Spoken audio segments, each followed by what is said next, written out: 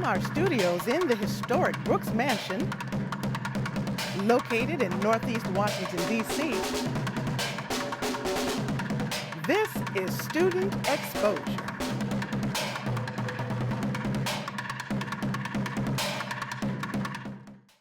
Thanks again for joining us for Student Exposure's Unsung Heroes and Heroines. It's time to get started with our first segment. Can you imagine a future where D.C. residents are swimming and fishing in the Anacostia River? Well, the folks at the Anacostia Watershed Society can. We'll learn from the organization's public policy director, Dan Smith, and their natural resource specialist, Jorge Bogantes Montero, how AWS is working to clean the Anacostia River by 2025.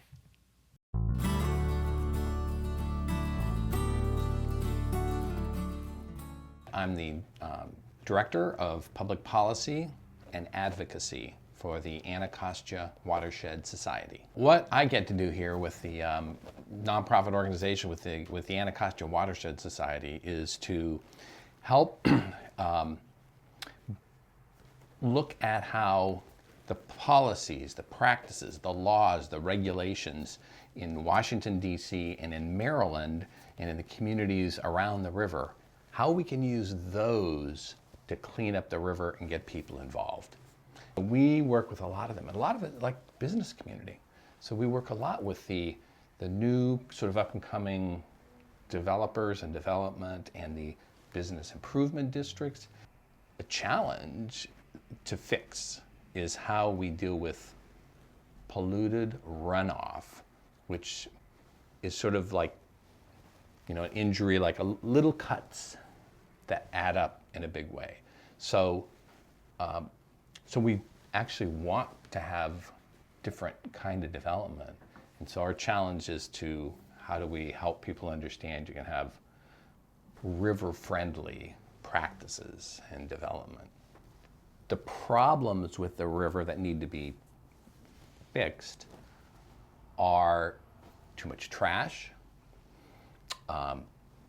toxics. We've got some legacy, some pollution that's there from past practices. We have a really bad sewer system in much of the district and here that is resulting in sewage overflows to the river. Some of these things take a long time. So cleaning up a toxic site takes a long time because you want to do it right. You have to have good information, and then it can be really expensive. So who's going to pay for that? And so often this gets into court, and you have like, oh, this company or that government agency, and they say, we didn't do that, we don't be responsible. So there's a lot of litigation and things. What we're trying to do is get all of the things that need to be done sort of happening at the same time, whether it's trash cleanups, toxics, the polluted runoff, and get people to address those at the same time rather than like, oh, let's do this problem now, and then we do that one, and then it'll take 50 years. And so our goal is that we want to have a fishable, swimmable Anacostia River by 2025.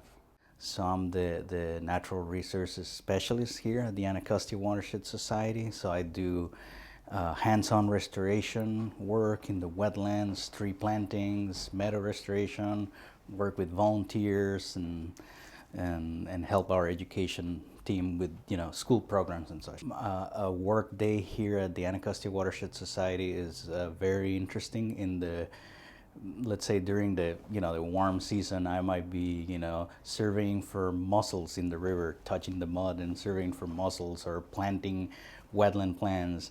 And then in the afternoon, I might be doing some, you know, administrative work, you know, grant reporting and that kind of things. But one of the reasons why we do plantings is just to bring back species that might be gone because of the goose grazing, and to engage the public really, which is something that public really appreciates, learning about the ecology of the wetlands here and right in the middle of the city. I would say the climate change and sea level rise, trash and the development are some of the three huge issues we face. Our idea is to bring people to the river and engage them in our mission, which is making the Anacostia River fishable and swimmable by 2025.